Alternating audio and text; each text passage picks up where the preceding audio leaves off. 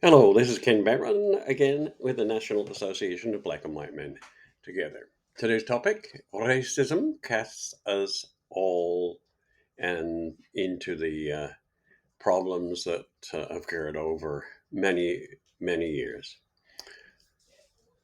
Racism is not only morally wrong, but it has massive detriments to our economy. In a recent study by Citigroup, Closing the racial inequality gaps, economists state that in the last 20 years, racism has cost the US economy $16 trillion. This is not insignificant as US gross domestic product, GDP, is more than $21 trillion. These effects are stark in housing, education, and tax policy. Housing is a major source of intergenerational wealth for many people, and public, private, and federal discrimination and policies like redlining prevents families of color from owning a home and devalued their homes. Decades of obstacles to home ownership mean that the families of color have missed out on the benefits of rising home values. This is critical, as owning a home is crucial for wealth accumulation. All forms of discrimination are very costly to the economy. Economists estimate that $218 billion was lost in the last 2 decades due to discrimination in providing credit, lending, and receiving loans to families of color to purchase homes. In February 2021, the Austin family bought and renovated a house in Marin City, one of the most expensive housing markets in the country. Despite the location and $400,000 in renovation, it appraised for $989,000, or just $100,000 more than its appraisal before the renovations. The Austin family suspected racism and got a second appraisal. This time, the house was staged to make it seem like a white family only. The house was appraised for $1.4 million, almost 50% more than its previous appraisal.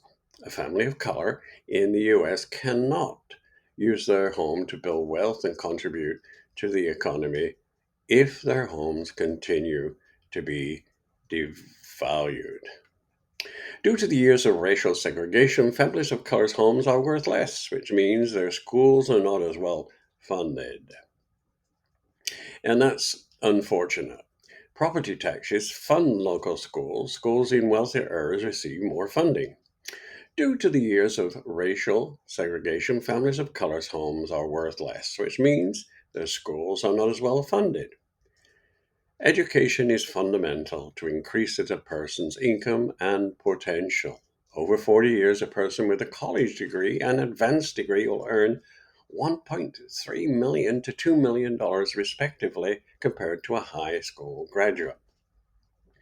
Racism also negatively impacts our tax system, which currently gives more advantages to people with wealth, which is highly concentrated in white families.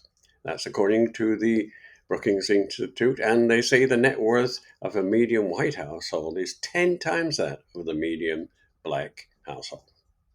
A lower tax rate on income from wealth versus wages perpetuates the existing racial wealth divide.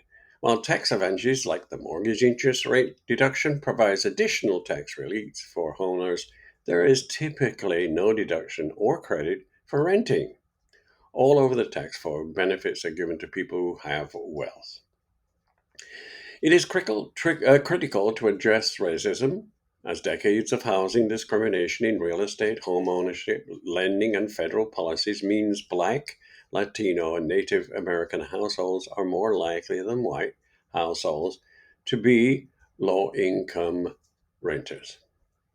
Congress needs to enact a tax system that stops advantaging income from wealth over income from wages. We should advocate for Congress to increase taxes on corporations and the capital gains tax.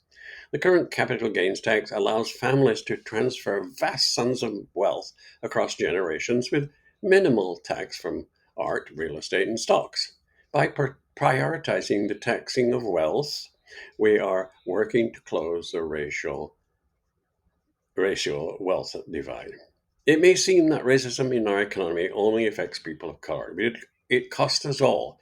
It has cost us trillions of dollars and hurt our country's economic potential. But we can change this.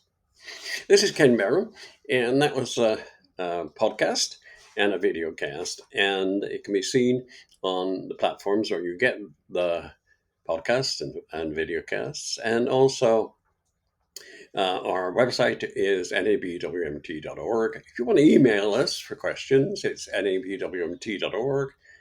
Excuse me, nabwmt at nabwmt.org. Thank you so much for listening. We appreciate it.